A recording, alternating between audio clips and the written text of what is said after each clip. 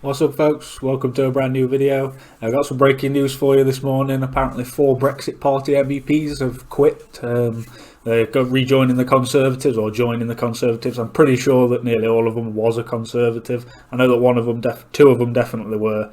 I think the other two were as well. But I'll take you through this that came up about an hour ago. It's about John Longworth from last night. You might have heard that Nigel Farage took away the party whip from him. This is basically about that.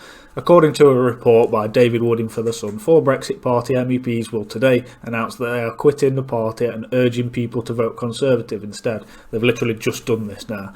One of them is John Longworth, the former Director General of British Chambers of Commerce and former Leave Means Leave chairman, who yesterday had the whip removed because he publicly criticised the election strategy being pursued by Farage, the party leader. In his report, the Brexit Party sources are not denying Wooding says Longworth and his colleagues fear that the Farage strategy could be putting Brexit at risk. He writes, Longworth was unavailable for comment last night, but an insider said, "We can't support a party that jeopardises Brexit.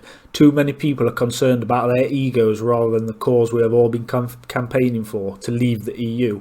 It has become increasingly clear that unless the Tories win next week, Brexit is doomed. But some of our teams are so wrapped up in their own self-interest, they can't see that."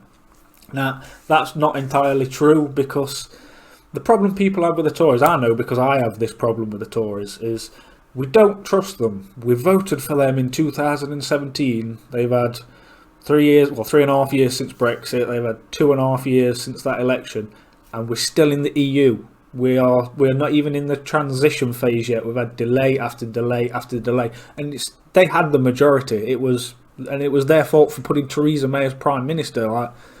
Why didn't they just let that leadership election go as it should have done, instead of dumping Boris out in the first round on purpose and letting Theresa May just basically take it? That's why we don't trust the Tories at the moment.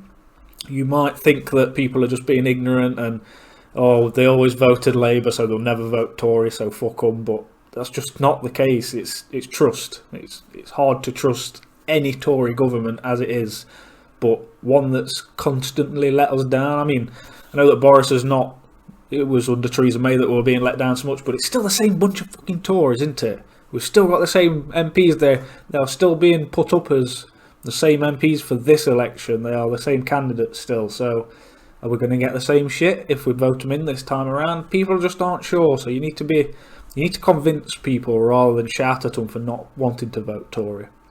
Anyway, I'll carry on with the article. Wooding says the split follows weeks of infighting among Brexit Party MEPs. The walkout follows weeks of vicious infighting among the Brexit Party group in the European Parliament. It was described by one as a toxic battle between the old UKIPers and the old Tories. Tempers became even more frayed in October when the party hierarchy decided to oppose Boris Johnson's deal within minutes of it being announced. Which I can understand, because by the looks of it, it puts a customs border down the Irish Sea, and there are a lot of unionists in this country. I'm a strong unionist. I've got a lot of Northern Irish unionist friends, and I don't want Boris's deal. That's the only thing that's stopping me voting Tory at the moment, that sodding deal, because it is just Theresa May's deal with the backstop made into a front stop. It's not got us anything else, really. So it's really hard for any unionists to be able to vote Tory when they know that there's going to be a customs border in the Irish Sea. But this has been updated since something came in a few minutes ago, and it's actually named some of the people, as you've probably just seen there. Annunziata Rees-Mogg's one of them. But this was Farage's reaction to it anyway.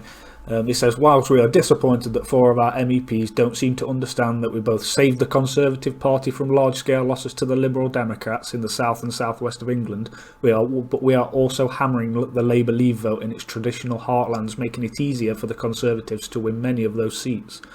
The only vote on the Leave side that is currently being split is in areas such as Barnsley, South Wales Valleys, Doncaster and Hartlepool, whereas the risk that the Tories will split our vote. So he's basically saying that they're not taking Tory voters, Brexit Party, which is, I think it's kind of true at the moment, because Brexit Party are down to less than 5% in most polls anyway. I don't think they're taking Tory voters anymore. I think most of the Tories, since Boris became leader, have gone back to being Tories, whereas the Labour leavers are the ones that are still with the Brexit Party.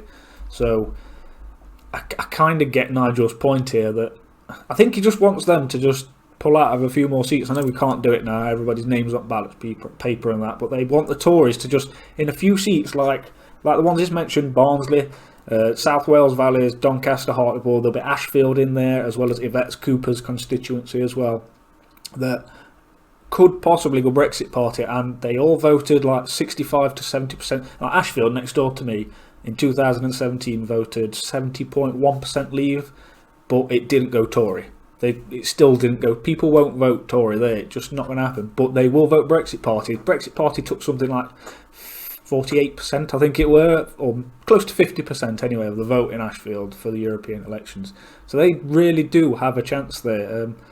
Nigel doesn't want the Tories to pull out of every seat like he's done for them. He just wants a handful now. He wanted 90 to start with, which that's just a starting point. I think he literally just wants a handful of MEPs, something that you could count on your own fingers, MPs, that you could count on your own fingers, just so he can keep the Tories on the guard, like so they stay on track with Brexit. Because if he hadn't come back with Brexit Party, then the Tories would have probably slipped us into not having Brexit at all with Theresa May in charge, which is kind of a scary thought. There's been more updates about who's actually left this morning as well. Obviously there's Annunziata Rees-Mogg and what's his name, John Longworth last night. They're obviously going to be two of them, but the other two are Lance Foreman and Lucy Harris. Now I know both of these. Lucy Harris is the Leavers of Britain manager. She's big in Leavers of Britain anyway. She was the one that thought about it. And Lance Foreman, I believe, is the Jewish MEP in London, I think. Yeah, MEP for London, and runs a smoked salmon business, yeah, because he got the swastika painted on his business during the European elections.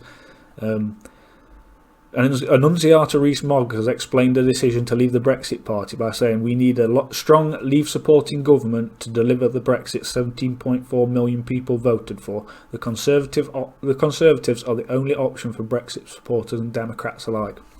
See, that's a nice simple statement that I can get on board with, that might actually make me vote Tory. We need a strong Leave-supporting government to deliver the Brexit vote. She's just basically saying, my opinion is that I don't think that Brexit Party are going to be doing any good. I'm going to vote Tory, which is, as a long-standing Tory, you can't really blame her for.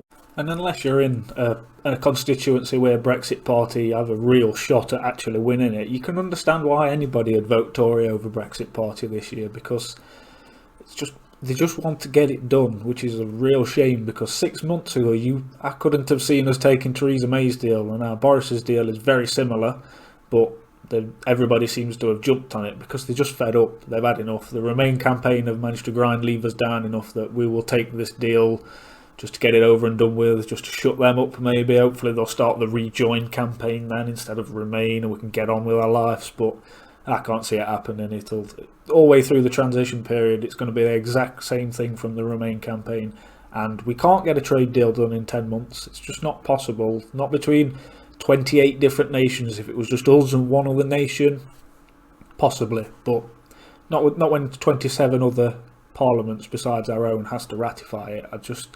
I don't see how it's possible. So we're either, this is what I'm banking on, this is the one reason I may vote Tory, it's because the deal can't be done, a trade deal can't be done within 10 months, and the Tories have said that if the trade deal's not done by the date that's on the end of the transition, we will walk away with no deal. Fingers crossed, fingers crossed. Anyway, that's it for this one, folks. If you did enjoy the video, hit that like button, subscribe if you're new, and hit that bell for notifications.